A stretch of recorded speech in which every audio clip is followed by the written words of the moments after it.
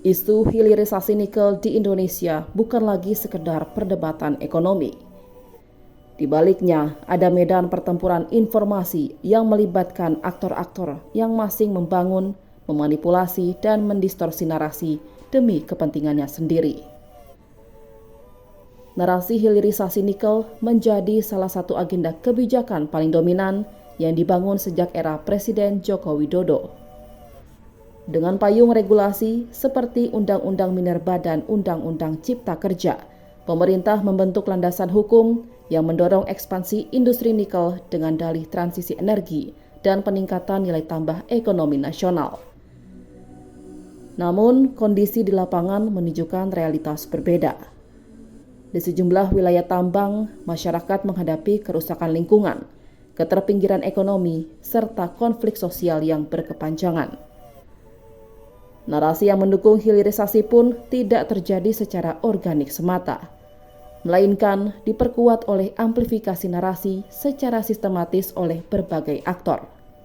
Penyebaran narasi pro-hilirisasi tidak hanya dilakukan melalui kanal resmi pemerintah, tetapi juga melibatkan korporasi, pekerja tambang, influencer media sosial, hingga pemanfaatan teknologi seperti akal imitasi atau AI.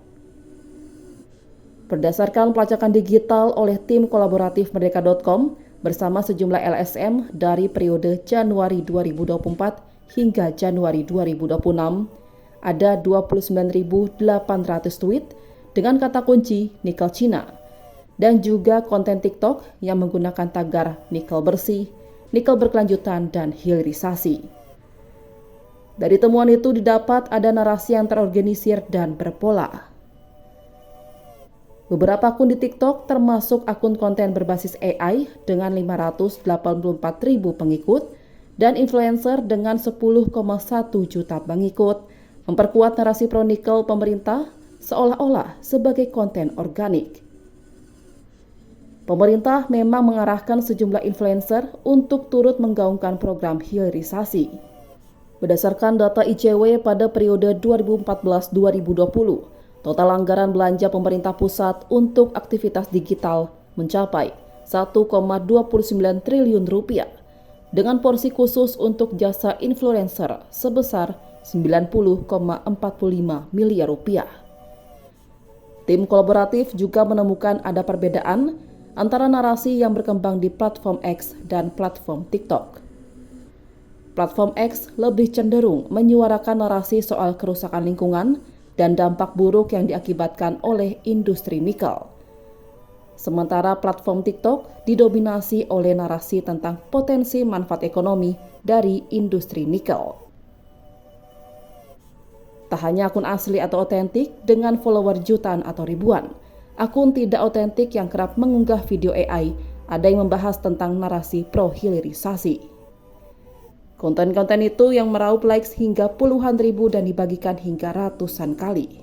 Keseluruhan perilaku akun-akun itu dan pola narasi yang disebarluaskan bisa dilihat sebagai bagian dari operasi informasi untuk memoles isu hilirisasi nikel. Situasi ini menimbulkan pertanyaan serius tentang kualitas informasi yang diterima publik. Ketika negara, korporasi, dan aktor berkepentingan terlibat dalam membentuk opini, memanipulasi informasi, publik menjadi kehilangan kemampuan untuk membedakan mana fakta, mana framing, dan mana propaganda. Dalam kondisi ini, hilirisasi bukan sekedar kebijakan ekonomi, melainkan juga arena perebutan narasi.